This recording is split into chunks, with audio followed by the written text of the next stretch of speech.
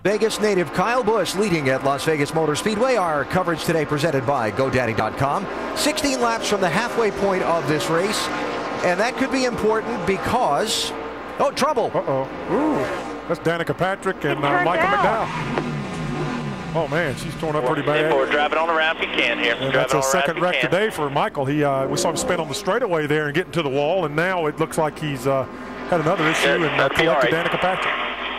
So caution out for the third time in this race, and some pretty heavy damage to the 7 car as swept up in a crash involving Michael McDowell and Danica Patrick with a machine that is really beaten up. It has been up pretty bad. I know Michael McDowell really wanting to run well for his sponsor Monte Carlo here in town, and they had a big to-do over there, and I know he was really wanting to do a good job for him, but that's a bent-up race car. I don't think he's going to get that one back out today. And again, McDowell involved in a crash back at lap number 16 in turn 1 when his car went around pretty much by himself, returned to the race, but now after being down some 65 laps to the leaders has been involved in another crash again, and this one involving Danica Patrick as well.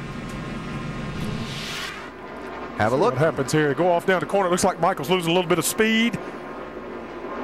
She runs in there pretty snug on him. She said he turned down, but it looked to me like she ran in there and there just wasn't enough room. I think she slid up just a little bit and got into the left rear of Michael.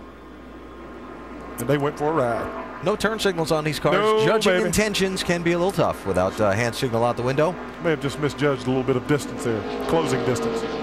On board. Trying to go by him, and yeah, he does turn down just a little bit, but they're going into the corner, so he has to make the arc, and you see the rubbered up part right there on the bottom of the racetrack. That's where he was going, and it looks like she was trying to beat him to the punch, and they just collided, AB. Too bad. So Patrick headed to the pit lane and to the garage with a heavily damaged car, and this sets up an interesting situation. We're 15 laps from half.